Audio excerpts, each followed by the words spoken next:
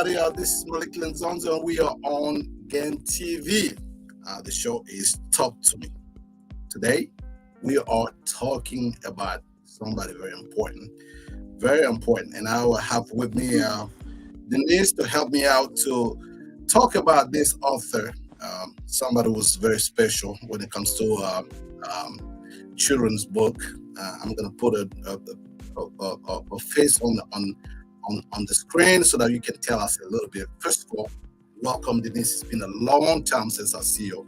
The last time we spoke was when you were, one of my advisors on the campaign trail. I'm so glad to see you again today. How you been doing, my sister?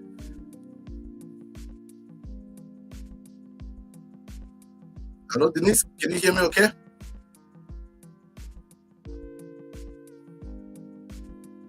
Well, it looks like we have a little difficulties with the connection here. Can you hear me, Denise?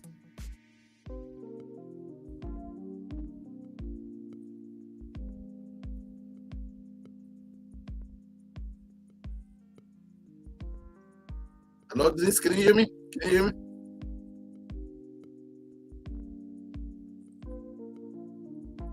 Yeah. Oh, I am There we go.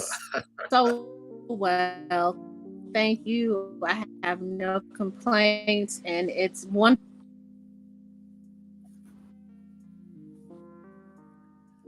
Yeah, we definitely have a little issue to hear what you have to say. But again, I was telling the audience that it's been a long time since you and me spoke. The last time we spoke was when you were helping me with my campaign. That's back on in 20. We just lost it. Well, listen, we are having a conversation on the Eloise Greenfield today, and I have Denise with me to help me out understanding this complex, personality here. Educational personality. She was an American children's book and biography author and poet, famous for her descriptive rhythmic style and positive portrayal of African American experience. After college, Greenfield began writing poetry and songs. In the 1950s, while working in a civil service job. In 1962, after years of submitting her work, her first poem was finally accepted for publication. So again, I was talking about, Denise, who was here to help me out understanding this. Can you hear me, Denise? I could hear you the whole time. So I'm not. I was probably. Yeah, but now it's crystal clear. I don't know Okay, what wonderful.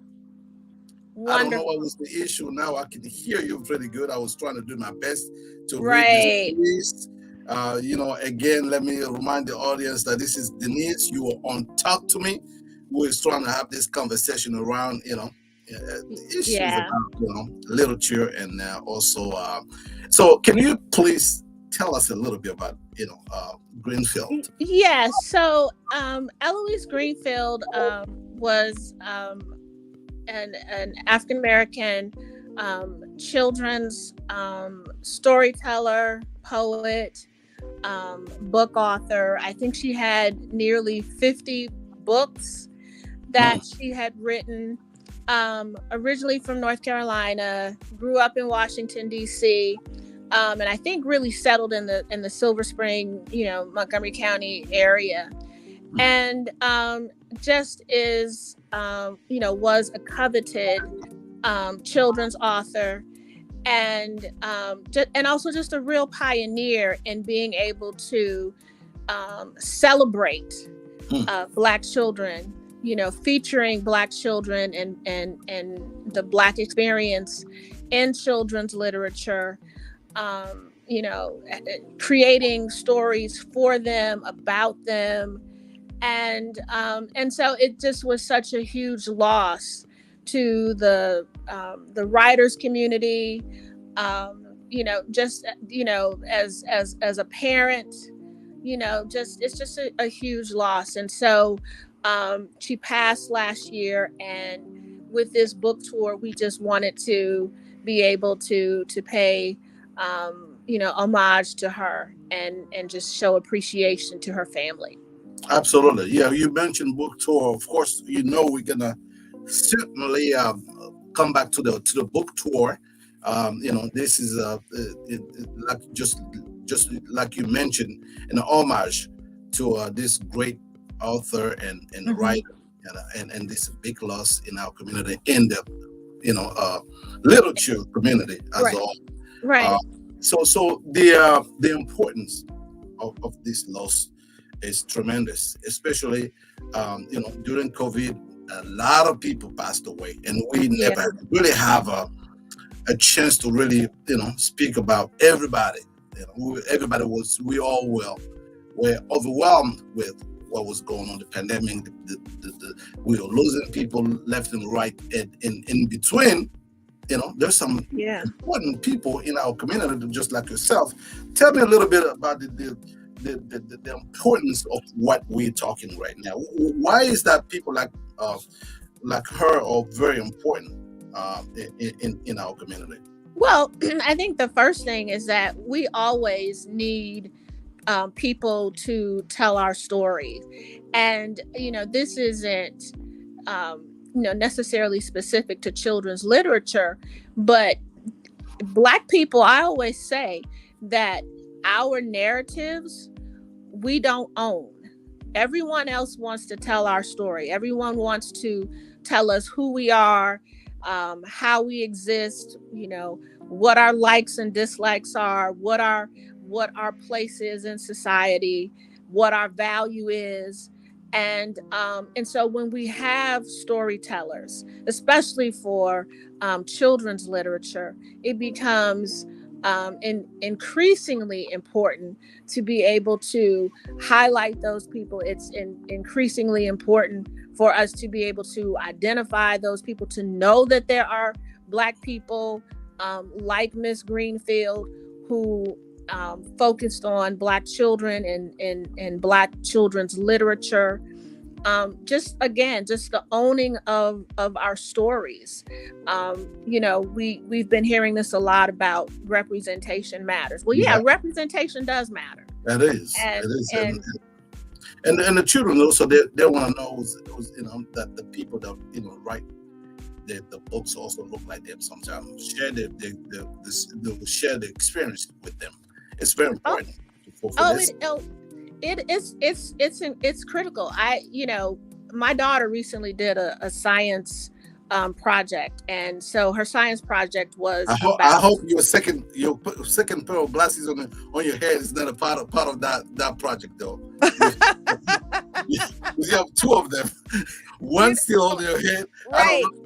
This Is this that is my old school bifocals. I got to pull one off and pull one on. You know how that. Old school. But but her science fair project was talking about how we decode language. And one of the words that we included in some of the puzzles, or scrambled mixes, was castle. And my daughter interviewed 30 people, mm, and they were all Black people, and only two Black people decoded the word castle. wow. So now we're actually going to continue the experiment for next year, to talk about, as a way to talk about cultural competency. But my point is this: if we are creating stories that Black children are supposed to be able to connect with and see themselves in, it's not going to be because we're presenting stories to them about castles. Mm, And so we need to be able to, and it's also about really honoring, Black children, but also the Black collective. Our stories aren't in castles. They're not about, Cinderellas and those kinds of things. It's about the neighborhood, barber, who, may have been a mentor in your life, or it may be a story about a cat that followed you home from school, and you had to convince your mama and daddy to let him live with you. I mean, like, those are our stories. And so it's an honoring of our children, but it's an honoring of our collective as well. Well, people are watching. As I can see here, Dr. Butler Yvette was saying, great program. I think she's absolutely right. It's a great program, especially when it comes to education. And she happened to be an educator herself. And I do suspect she also part of that book tour. Dr. Butler, who's watching right now from Silver Spring. Yes, so we are having a book tour. And actually the book tour is called the National Black Child Book Fair Tour. And it was started by a brother named Daryl Harvey out of Chicago. And I'm really sorry that he couldn't be a part of this call. Okay. But yes, he's out of Chicago. And so he started this book tour in 2018. And as a writer of children's book himself, he noticed that we really don't have the plethora of Black children's stories that are pushed out in mainstream the way that you have literature for white kids and other groups. But also, and I don't remember the exact statistic, but I learned recently that the majority of children's book covers have first white children on them, and then guess what would be the next representation on children's book covers? Take a wild guess. Hispanic? Animals. Oh, God. Can you believe that? So the idea of a Black child going to a mainstream bookstore, not that we have many, anymore, everything's online, but to be able to shop and see, a book that will grab his attention or her attention because it looks like him or it looks like something that's familiar to him is, it's not as common as we'd like to think. But I do see, and I think we all can agree with this, that we do see this surge, especially with independent publishing, of Black authors writing more, not just about children's stories, but in general. So this brother saw this need to bring together. By the way, even though he didn't have a chance to show up today, just please pass the word. Whenever you have a chance, the platform Again TV will be more than happy to have a conversation with it. Continue. I would definitely. Yes, absolutely. And so he saw this need, and so his book tour is about bringing local authors together across the country in different cities to really showcase their literature, but to bring, Black families across the diaspora, because he also, and I don't remember what country, but he now has an international stop on, has developed a connection with another country in the diaspora to be able to expand his book tour across the globe. So I'm really excited for this brother. And like I said, he has his own children's book series called the Sunflower series. And, it features Black children and other children of color talking about life problems in terms of like how to deal with conflict resolution and those kinds of things. So we need that, especially the conflict resolution of peace is very, very important. As you already know, Denise, I'm an educator myself. Yes. When serve places like working with the Youth Services Center in DC, which is a youngsters jail. You have to deal with them and explain to them how they can avoid to find themselves in that situation in a jail system, in a prison system. So teaching them these kind of skills in an early age, I think it will help a lot. To not only help them to develop as human, good citizen, but also to avoid some senseless issues that usually take them to places where we all don't want, and become a system of this, the prison system that you already know. One of part of my program when I was running was Right. actually to reform that the prison system. But But one you of know the what? One of the things, I mean, I think the point that you made is on target, and particularly since we're here in Montgomery County, it's particularly important since Montgomery County, or not Montgomery County specifically, but Maryland, Maryland. Maryland, the state, this great state we live in, has a propensity of incarcerating young Black men. I think they are the state closest to their percentages is Mississippi. No, that Maryland make Mississippi look bad. Seriously, Yes, when yes, you see the statistics, it's yes, seriously.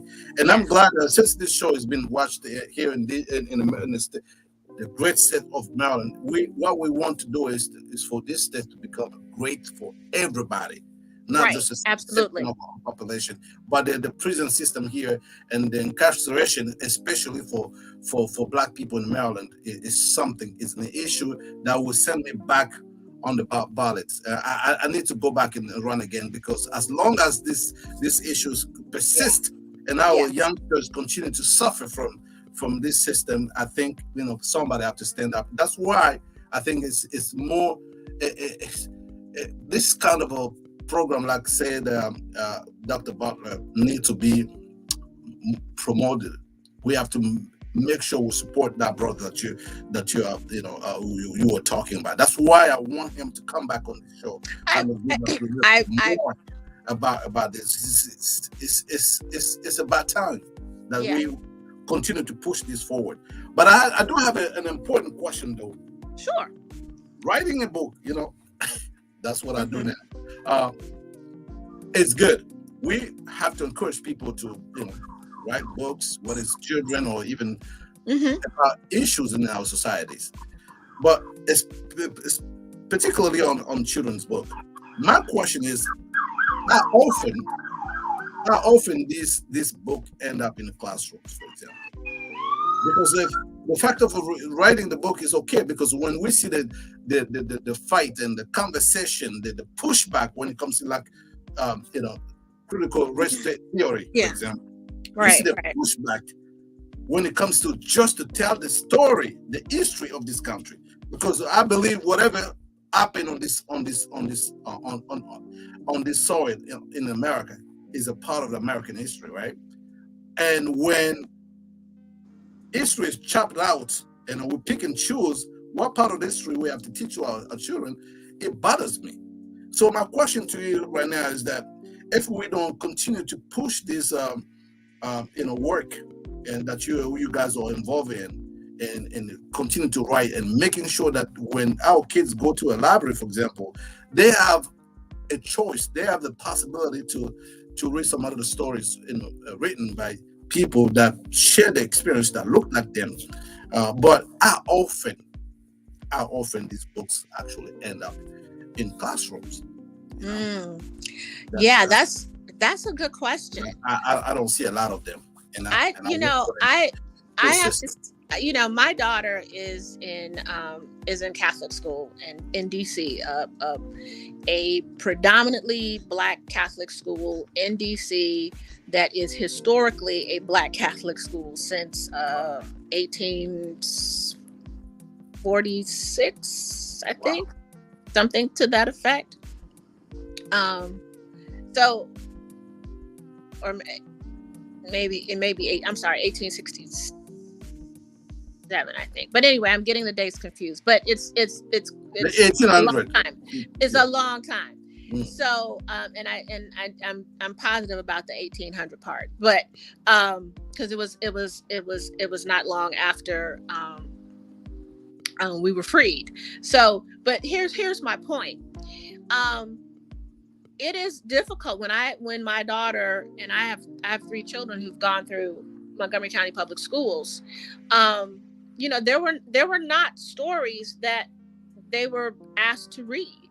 My daughter, as a um, as she's now as of tomorrow, she'll be a rising eighth grader. But for instance, one of the books that she is reading in her seventh grade year was Malcolm X. My sons did not read that until high school. And so I do think that, you know, here in our public school systems, that we don't see that same kind of representation. We don't, and I'm sure that it's getting better.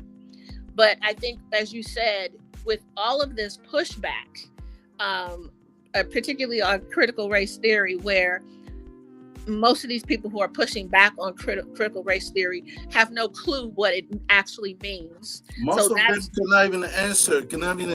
It's the fact that we are, and the reason why even change in this country is so hard, because of the attitude of the lack of open mind. In some people, before you attack something, you push back on something. At least give it a chance. Trying to read about it, study it, and trying to see what do you disagree with, and let's see if we can, but to completely have that attitude about now teaching what is important about this one segment of the population, I think it's very dangerous for the future of this nation's future, of our kids. Speaking about Malcolm X, can you imagine in my back to my native Africa, the book on Malcolm X, the autobiography of Malcolm X, completely changed my life. Yes. As a matter of fact, if I tell you, when Malik was, that name was picked after I read that book. I believe it. And this is middle school, and when I go inside, go inside and talking to the youngsters in where in DC, I always recommend the teacher to share that book with them. Yeah. Because you see somebody who is they can relate with in terms of experience, right? Troublesome, young man, and go to jail, and then find himself surrounding some people that give him correct guidance, and become one of the most known person on this planet, one of the most influential human being, and so that is kind of a story that when you see it within our urban in the areas, you see a lot of that similarity to that story. So the kids can relate to it, and then it's easier for them to buy into it. Because some of them, nowadays with this technology, most kids don't even want to read in the first place. So if you don't bring to them on the table something that they can relate to, is making everything difficult, especially for those who teach them. Right. Well, it's aside from the issue of technology, and as you said, if it's not anything that can that they can relate to, then we're absolutely doing them a disservice. But on top of that, what the mainstream is willing to push out on our children is absolutely messages about death and destruction. We get rewarded for doing that. So to your point, those of us who can write, and all of us have stories. So, I'm a believer, as a writer, I'm a believer in everyone telling, his or her story. And I think it's really important that we be able to do that. And on top of being able to tell our stories, encouraging each other to tell our stories. We really have to take very seriously this mandate of owning our narrative. When you talked about this idea of pushing back on critical race theory and the fact that the people that are pushing back on it don't really know what it is, and how, this is a part of American history that so many parts of American history that people just do not want to face. Well, I mean, not only is that true, but you think about the push where it's not just a rejection of it's really not critical race theory. It's what this brother out of Philadelphia calls the lowercase CRT, which is culturally responsive teaching. See, that's what they really don't want to happen, because I remember my daughter, again, coming, I had pulled her out of MCPS. One of her assignments in fifth grade was drawing a picture of slaves. And so I'm like, are we supposed to draw a revolt? Because that's what we gonna turn in. We're gonna turn in a picture of a slave revolt. That's what we're gonna turn in. But it was the idea that my daughter she didn't really understand what was asked of her. And you have these fifth graders who are trying to process what this means. But this was an assignment here in Montgomery County schools, where she had to draw pictures of slaves, and they had a description of slaves. But this whole description is of, okay, where, these people were, they were artisans, and, and they knew how to do this. So my daughter didn't understand that there is an injustice happening here, because that's not how it was explained. And so when you look at this pushback on culturally responsive teaching, you will, if we don't do something with our literature, with our storytelling, with our media is huge in this. And I'm so glad that you're doing this show, Malik, because you understand that we have to own our narrative. We have to be our own media, and not just this repeat of, CNN. We have to really get in there and talk about what's of interest to our community, what is going to help us grow, what is going to help us thrive, what is going to help us become a stronger collective. And so when you look at this, if we don't do that, we're going to have, in 20 years, we're going to have Black children thinking that the reason that we are in the condition that we're in is because of all the things that they, white people and white supremacy said, which is, that we're lazy. And there's no, and you see me quiet. I was shocked to even process the fact that, a kid is being put in a situation where he has to think himself at the lowest level, as if the history of Black people start with slavery.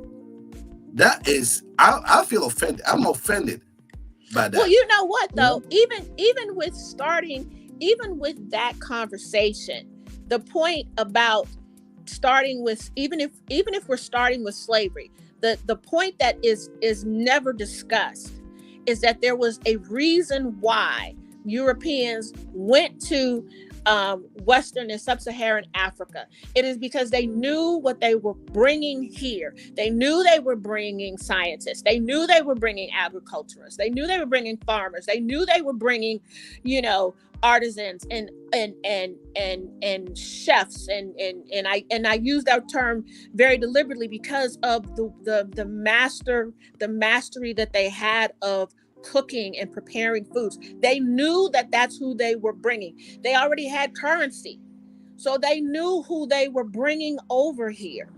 And so this idea of being a slave or being enslaved is not a reflection on who we are and who we were. It is a reflection of who they were, right?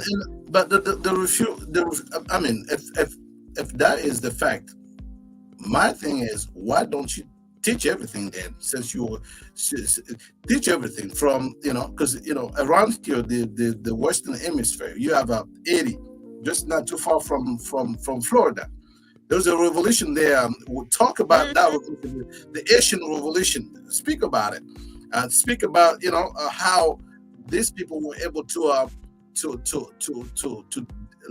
liberate the first in the nation in the Western Hemisphere to liberate themselves, kicking the French behind, and then the French and the United States coming together to punish them for their own right. You Go know, figure. so you go figure and understand how, sometimes this information don't get the classroom. We have to figure this stuff out of the classroom. We go through elementary, middle school, and high school. If you don't pay attention, there's a lot of information you do, and then people will use that narrative to continue push on it, make you believe that you're inferior by teaching you only. And also Hollywood, you have the media, you have Hollywood that can push that narrative of slavery. But tell me what I was before becoming a slave. Who created this? Who give you the science that you make you this? Who help you to revolutionize whatever? Who make this country as prosperous? Who create the first wealth that make America great? Well, So all of this information usually don't get to the classroom and make our kids feel like, you know what? If mathematics were first born in Africa, if science like medicine, first in Egypt, if reasoning, all of these sciences, black people before they became so-called, because I don't call them slaves. They were actually captured. There was actually a victim. They were absolutely. yeah. Absolutely. So I think I don't know. I have on Juneteenth we're gonna have a very interesting show, and I will encourage you to be a part of that conversation, because Sure. this is the kind of time where we have to take advantage to just tell our story. Participating in putting the information out, because you never know who's watching, and our kids need to see us more often. Talking about the real history, defending ourselves in a very proper way, not to go on a Fox News where they already put you in a situation where you have to be defensive. You have to defend lies. Like, instead of telling the truth, you are in a position where you have to defend the lie. Right. So No, it's very, very important to have this conversation in the book tour. And let me put this again. yes. Whoever's watching this, please. Yes. Come on next out. tour, Come on out. join the family, Yeah. and let continue to talk about the importance of having children in a book fair. And please join us. Don't just come by yourself. Bring your children with you. Bring your children. And make sure that this is a successful event. But we don't want to do it just once. We want to make this something that is spread out to the entire country, that anybody is Yeah. watching this and do. I want to thank my friend Miss Bevel, that's also is watching. Thank you for support. Yes, Denise, just let me give you just 1 second to breathe a little bit. I'm gonna take a quick break. Okay. When you come back, there's no it's not a straight whenever you can take this conversation, that will be all right with me. So you and okay. me, when we come together, is we're gonna talk, and this is a show where you can come in and just Okay, great. as much as you can. So what we're gonna do is take a quick break, and when we come back, we're gonna continue with this beautiful conversation about children and book and knowledge and history or whatever. Okay. Look, leading can be tough, and leading without support, limited resources, and inexperienced team, all while managing work-life balance, is even tougher. This is an exclusive opportunity for you to take full advantage of my years of leadership experience and glean from my mentors and all the work that I've done, the learning, the trials, the error, and the growth. You're joining an ecosystem of believers, leaders, thinkers, and doers who are here to support your dreams, celebrate your wins, and encourage your success. All right, welcome back to Again TV. The show is Talk to Me. We are here with the great Denise. Denise, I never really call you to say thank you for your help. I mean, I remember when you and me were spending nights.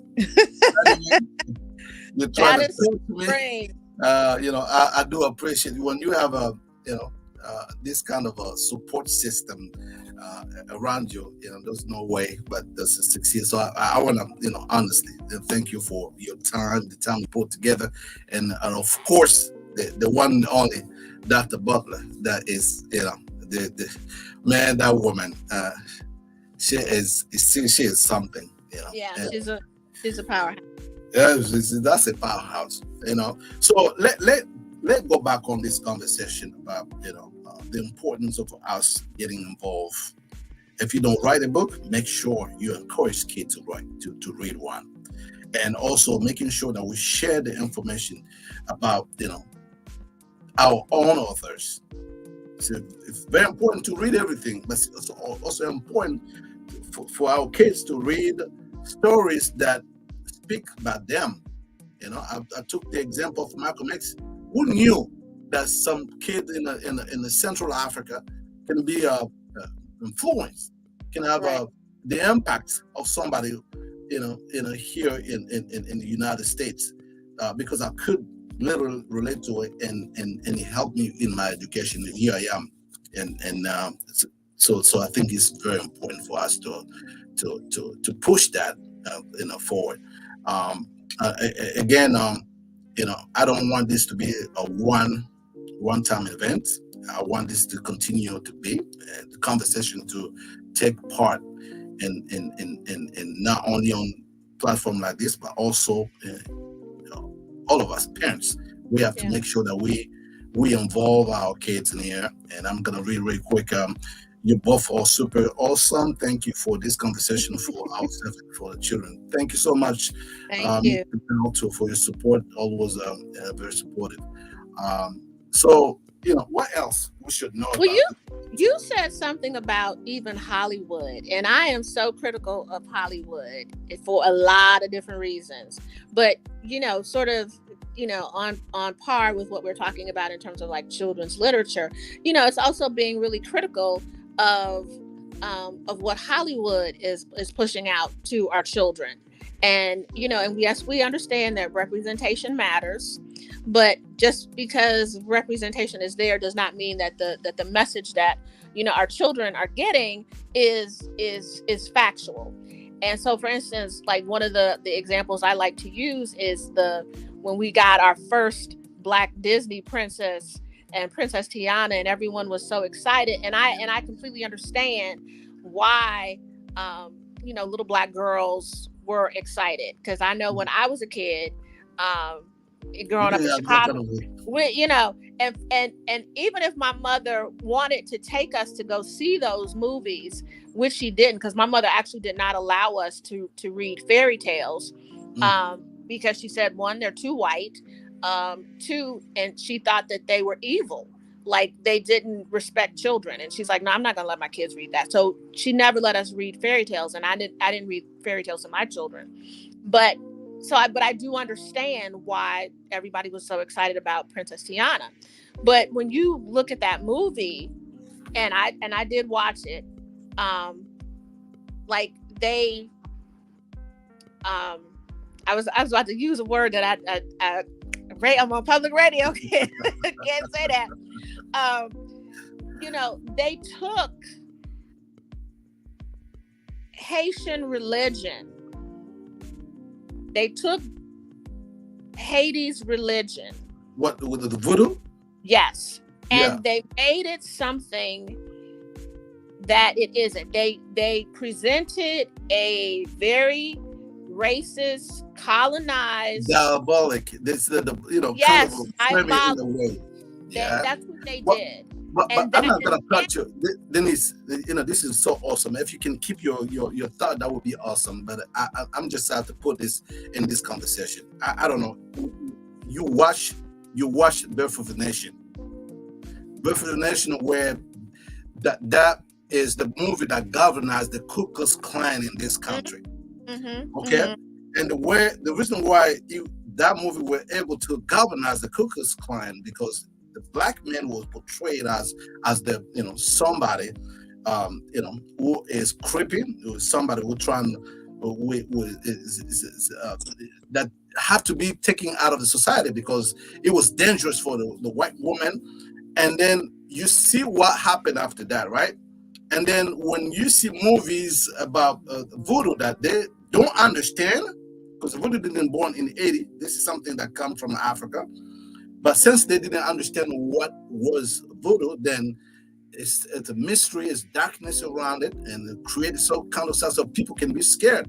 Because when somebody wants to harm you, what it does, you have to, kind of put you in a framework where you it's humanized. You're not a human, then I can harm you. When I harm you, it makes sense now. You see the when before we get to the mass incarceration, the Clinton years, we talk about super predator. Ooh. So then after that, it's followed with mass incarceration. So the technique is so important. That's why we as parents have to be very, very smart to see what the kids are watching. Sometimes I'll be shocked to take a minute to watch with my daughter what she is watching.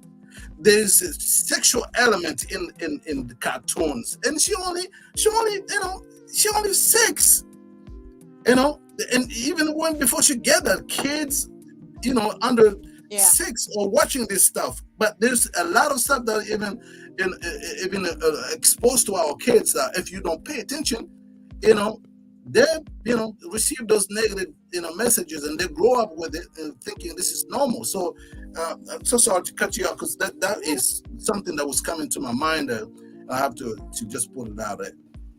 No, I think you're absolutely right. I think that in this country where there are so many different messages, and liberalism is the order of the day, which I don't deny anybody any rights in any of their beliefs, but I do think that as parents, and particularly as Black parents, we have to feel like we have the right to be able to protect our children. And so when you talk about, things that are introducing our kids to the ideas that we think that, may be inappropriate for their age level, we should be able to say, hey, you know what? I'm not down for that. I'm not down for that, and I'm not ready for that. My child is too young to be, because like even one of the conversations that I even had to have with my own daughter is, being introduced to this conversation about, sexuality and such. I had to explain to her the operative word that, like I had to go with root word with her. Like, what's the, root word in sexuality? And so being able to say, listen, we can have this conversation. We're just not going to have this conversation with you as a 5th grader. We're just not going to do that. And so just, I think that as Black parents, we just have to be able to, we have to be willing to guard our children. And, and that's whether it's, these conversations that I think are premature about, sex and sexuality, whether premature.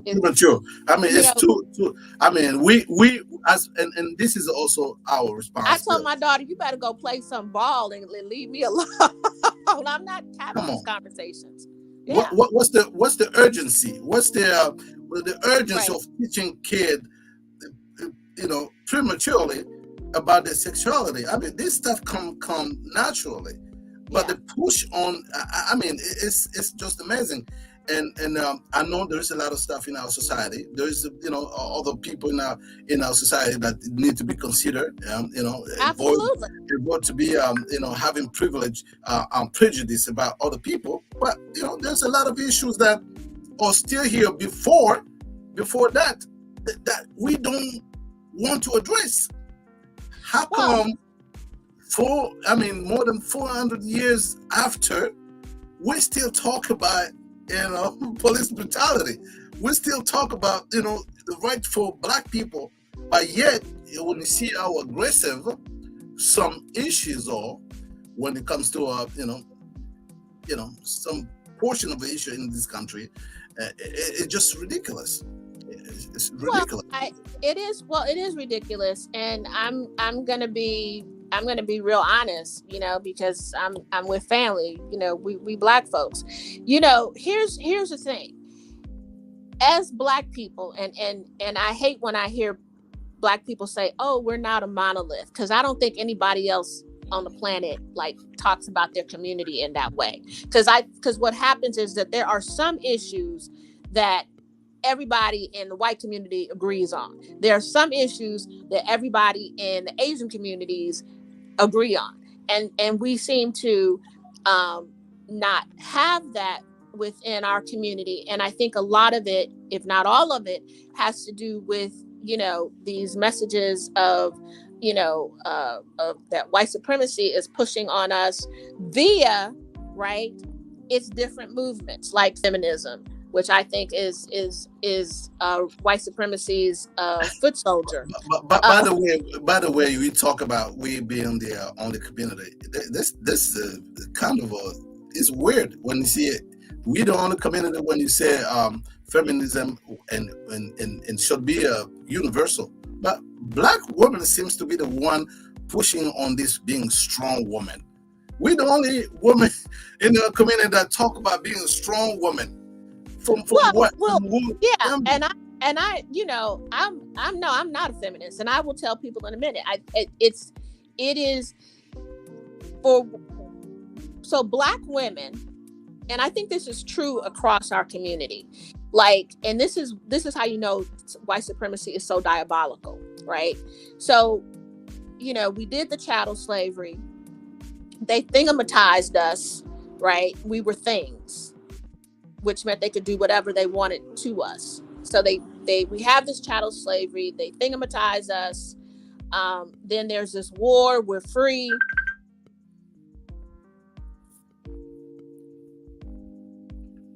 Looks like my friend Denise have a call. Yes, you're back. Yeah, the volume.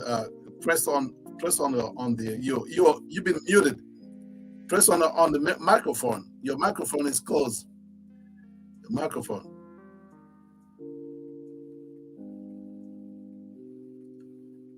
Now I can't hear you.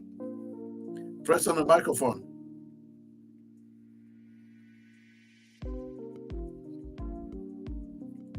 Yeah, there's yeah.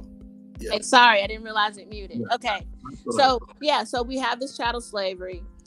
They thingamatize us, and they do that. They brutalize us. They treat us like things.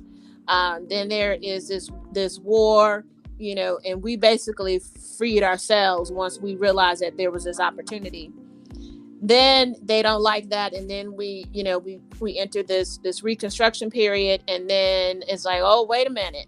Then that's when we see how brutal, because we thought chattel slavery was bad, but post Reconstruction and Jim Crow, in my personal opinion, as I continue to study, I think it was the worst periods, because with us no longer being their property, they had absolutely no incentive to treat us with any sort of consideration, like as their property. Yeah, they were brutalizing us, but only to the extent that it would not damage or infringe upon their bottom line, their economic bottom line. So you're not gonna get mad and go out and into the field and slaughter all of the people that you own, because you want they're your property. You want to be able to have them work your land. So you're not going to do that. Well, but once Jim Crow hit, oh, they did that. They were just slaughtering us, and so you see these horrific documents of how they treated Black people. Yeah. But my point is, a big part of why we are still having these conversations is because that white supremacy is so diabolical that it has managed to continue this institutionalized oppression. And so we still, and what you do is you dangle this carrot, right, in front of, subcultures within the Black community. So you dangle this gender carrot to Black women and say, hey, I understand that you are having problems with your Black man, and so, hey, come on over here, stand with us, and we'll fight. So the strong woman philosophy or concept, when this woman say strong woman, they're strong vis-a-vis who? Is it a strong woman vis-a-vis a Black man, or what? When they say strong woman, what that really? What? I think there's this conversation that's been had. Yes. There's been this conversation that's been had in the Black community for a very, very long time about Black women being strong, about, coming out of chattel slavery. I mean, the things that we had to do, the things that we had to be, the things that we were forced to be, absolutely. I think that what we're seeing now is, sort of like a divestment in Black men and our relationships with Black men. And so it's, I don't need a man. I can do this myself. And we're continuing talking in this vein, and right. But not knowing, let me tell you something that maybe enlighten what you were saying. There's an African country called Libya, right?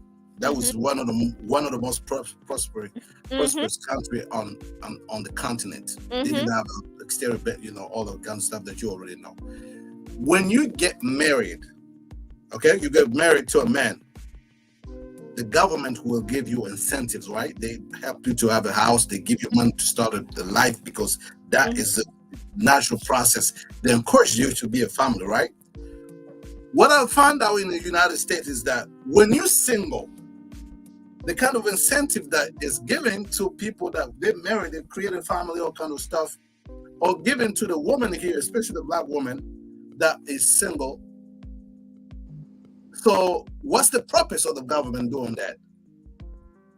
So I can't remember her name, but there's a sister who wrote a book and who talks about that, and that it's really a diabolical plan, a strategy to continue to keep the Black family structure broken.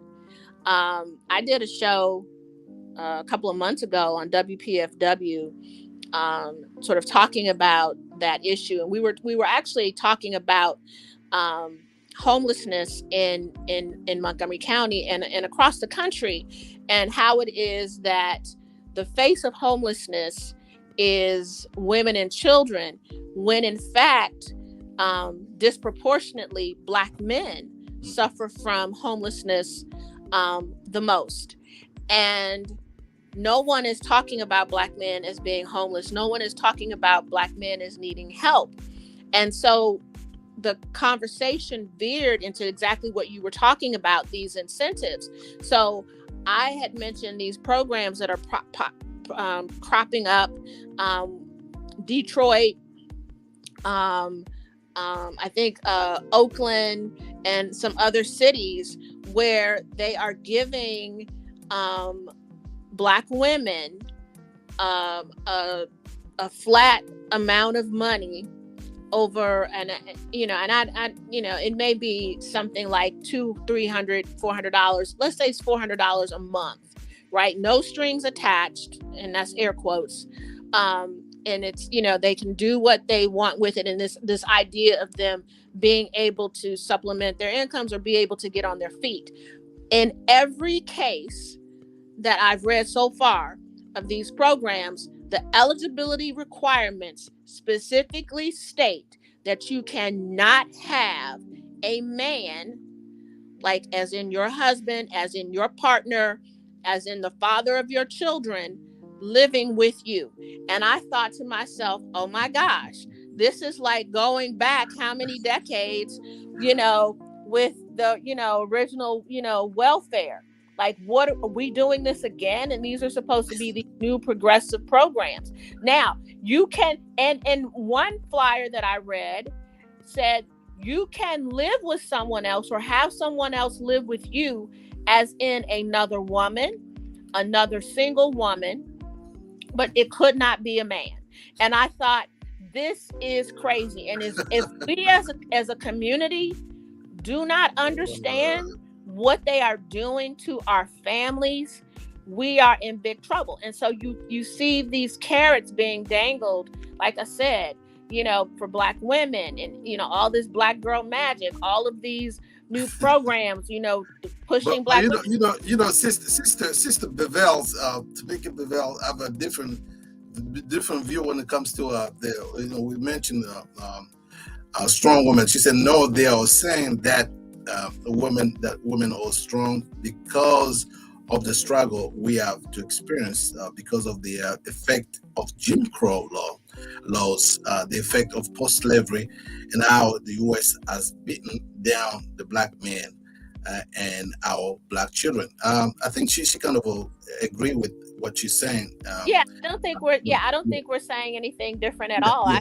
she definitely agree with that. Yeah, I absolutely agree. She had a last statement. Let me read this and let you continue. This is the same practice. Absolutely. As a welfare, this is still active today. Absolutely. Yeah. Thank you so much for your comment, Miss Bevel. Like I said, it's when you see the flyer advertising these programs and you're like reading the eligibility requirements, like I said, I had the one from Oakland and Detroit and Atlanta. I was floored. Wow. Yeah. This is for real.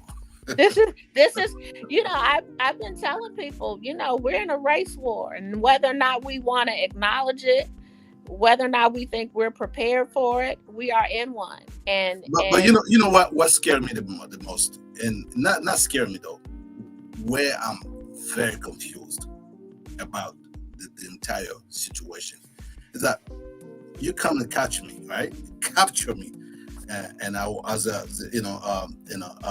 and then you turn me into whatever you call slavery, and then when slavery is over, I have to be in a situation called Jim Crow. And after that, so my thing is, it seems that you are angrier than I am. Instead of me being mad at you because of the situation you put me in, it seems to me that, racism is just a form of showing, this so-called supremacist showing that, they just don't like you, or they that kind of stuff, and or they're against you, or they're trying to do everything possible to keep you in disadvantage in a position or situation. So my thing is, how come you be mad at me, and I'm supposed to be the one being mad at you? Because you've done all of this to me, my people, and continue to do it. If you leave America, you go back to on the continent.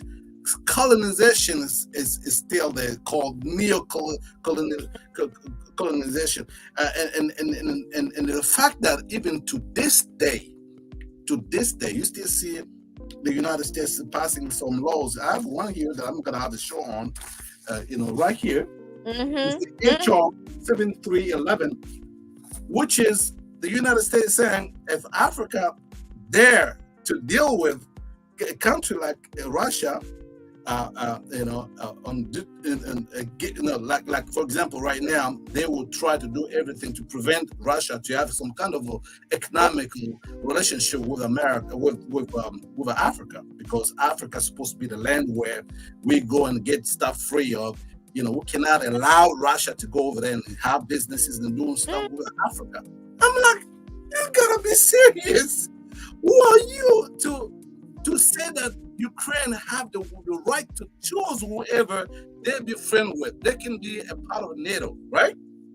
And Russia don't have the right to tell them what to do with the country. They can be friends with NATO, with America. That's the right. And then we will put so much money to defend that idea that that country has the right to do whatever they want. But at the same time, you just pass a law saying that we will monitor everybody, all countries, any leaders that would dare to have a deal or to deal with Russia, and to the point where our interests will be affected on the continent of Africa. What kind of hypocrisy is that? Honestly. What kind? I'm appalled. I want to see and guess what? And you go by, and if you do research, some of the people that are put together this kind of law is a black man. Oh, it's amazing. I mean, the bill was sponsored first, by and you see some black names on it. well, Do they know exactly what they're doing, or they've been pushed to do this kind of stuff?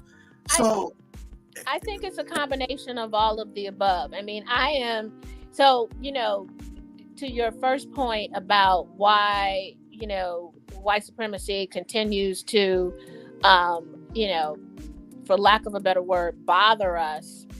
Brian Stevenson, of the Equal Justice Initiative. I know Brian Stevens is doing a fantastic job now.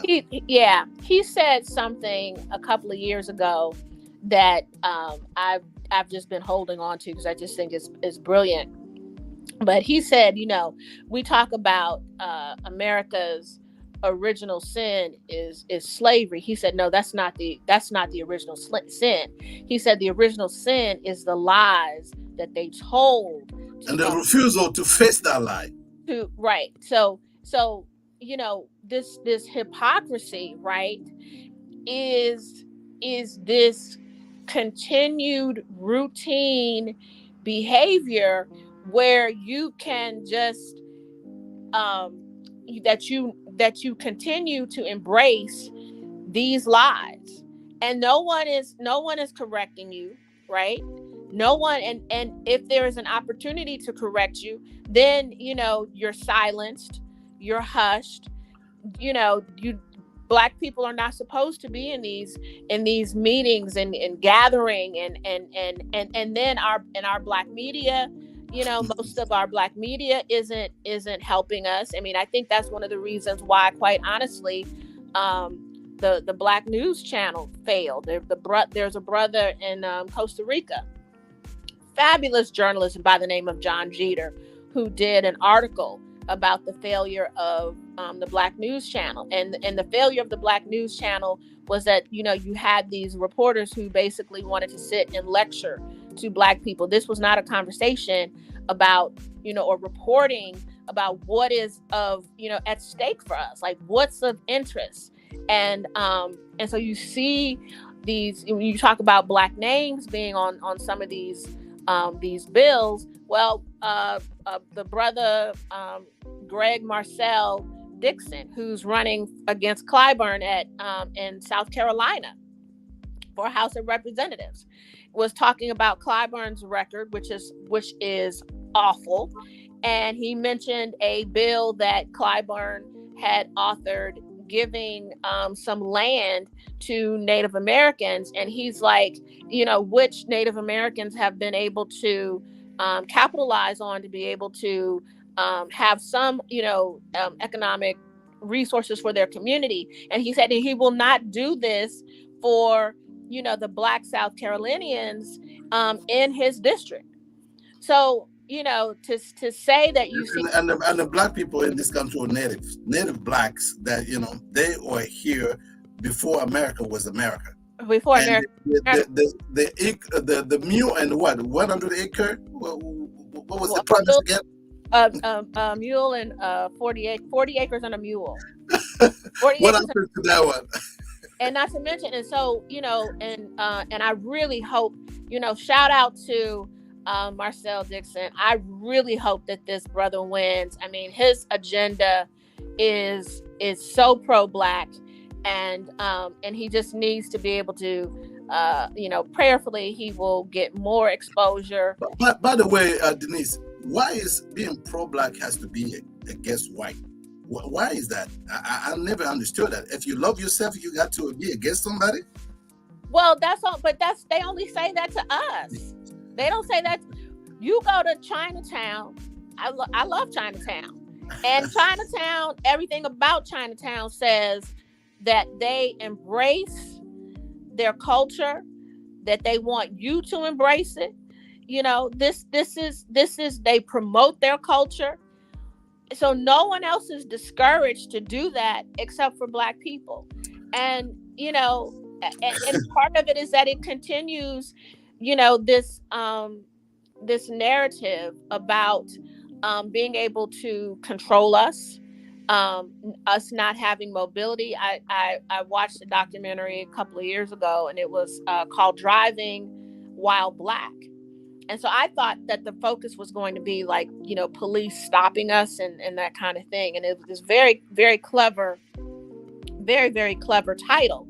But what it was talking about is how white people in this country have endeavored to control our very mobility, you know, how we move, you know, whether that's literally, metaphorically, you know, they want to control that. You're being stopped because why are you here? Did you get our permission to be in this area? You know, but it's the very definition of racism, because some people will say Black people cannot be racist because they don't have the political economics power to actually impact white folks' life. But the opposite is that they can decide that you're not gonna work in this neighborhood. We see people getting shot. Oh, you're not supposed to play that music. See people, you're not supposed to do this. What are you doing here? You know, that kind of stuff. So, you know, racism is actually, it's not just being white, but using your whiteness or your privilege, yes, and being able to impact somebody's life, you know, to the point where you can even you know, lose his life, you know. Absolutely. That happens all the time. I mean, you know, we have you know, they decided they didn't like the fact that Black people were thriving in Tulsa. And what do? They burned well, it to that you know, on Juneteenth will be you know, another conversation on this kind of, we will go, you know, we will tell the truth to power, you know, if you will. So if you have a chance, please, I want to, you know, I wanna you know, send that invitation on live here. You know, if you have a chance to join us on that conversation June 5th. You know, we here today. Let me remind the audience, we're here to talk about this you know, tour. If you can, you know, talk a little bit to summarize, because we've been here an hour already. If you can summarize a little bit about this you know, lady that we actually honor, and also the book tour that we trying to promote that will take place in June 11th. Yeah, just very briefly, Daryl Harvey, and a children's author out of Chicago, you know, is touring the country, and with his book tour that he founded 2 years ago, it's really gotten traction.